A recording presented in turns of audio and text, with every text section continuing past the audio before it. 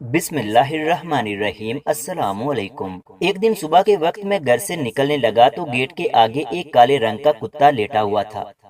मैंने उसे डराने के लिए पाँव जमीन पर मारा ताकि भाग जाए, लेकिन जैसे ही मैंने गौर किया तो उसकी एक टांग खून से लथपथ थी, जैसे किसी ने उसे ईंट या पत्थर मारा हो। वो कुत्ता डर कर जख्मी टांग से ही लड़खड़ाता हुआ उठकर थोड़ी दूर जाकर बैठ गया। मैंने गौर से उसकी शक्ल देखी तो महसूस हुआ जैसे वो तकलीफ में रो रहा हो।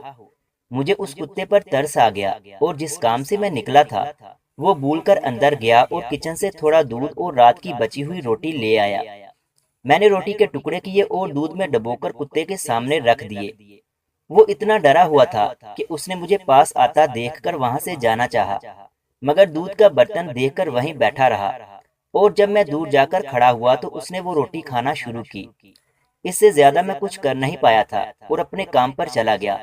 दोपहर को जब वापस आया वही कुत्ता गेट के आगे लेटा हुआ था। मैंने फिर से रोटी और दूध उसी बर्तन में लाकर आगे रख दिया, पर इस बार वो मुझे पास देखकर डरने की बजाय पूंछ हिलाकर जल्दी जल्दी रोटी खाने लगा।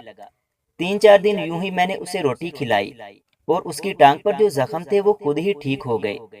उस दिन के बाद वो कुत्ता मेरे घर में हर आने जाने वाले को एक चौकीदार की तरह सूंघकर चेक करता और रात को कोई खटका सुनता तो फौरन भौंककर खबरदार करता।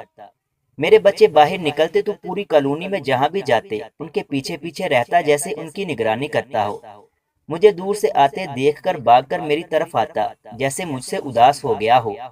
गर्मियों की दोपहर थी और मैं सो रहा था कि अचानक कुत्ते ने बहुत अजीब तरीके से भौंकना शुरू कर दिया। आज तक वो ऐसे कभी भौंका नहीं था।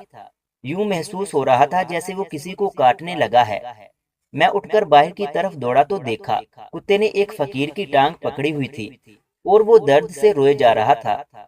मैं भागकर उसके पास गया, लेकिन मुझे देखकर भी कुत्ता उसको छोड़ नहीं रहा था। यहाँ तक कि मैंने एक छड़ी लेकर कुत्ते को मारा, तब जाकर उसने छोड़ा और फकीर के पास जो एक बोरी पड़ी थी उसके करीब जाकर उसको मुंह से खोलने लगा और जोर जोर से भौंकने लगा। मुझे शक गुजरा कि कहीं कोई चीज चोरी तो नहीं कर रहा था, जो कुत्ते ने काटा भी और अब बोरी खोल रहा है। मैंने आगे बढ़कर बोरी खोली तो उसमें मेरा 3 साल का छोटा बेटा बेहोश पड़ा हुआ था। मेरे पांव तले से जमीन निकल गई थी। मैंने बच्चे को बोरी से निकाला। इतने में मोहल्लेदार भी इकट्ठे हो गए थे और ये सब देखकर लोगों ने उस फकीर नमा अगवाकार को मारना शुरू कर दिया।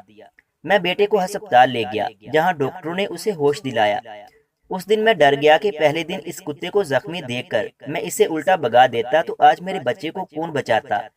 इस कहानी का मकसद बस इतना है कि नेकी एक कुत्ते पर भी करो तो वो आपकी जान और माल का पहरेदार बन जाता है। तो कुत्ते से लाख दर्जा बेहतर इंसान है जिस पर नेकी करो तो वो कुत्ते से भी कम इज्जत क्यों देता है। हमें खुद पर गौर करना चाहिए कि अल्लाह ने तो हमें अजीम मखलूक बनाया है, मगर ऐसा क्यों है कि आज हम एक कुत्ते से भी कम वफादार हैं। मजीद इस तरह की अच्छी अच्छी कहानियाँ सुनने के लिए हमारे YouTube चैनल इल्मी रूम को सब्सक्राइब लाजमी करें। मिलते हैं अगली वीडियो में।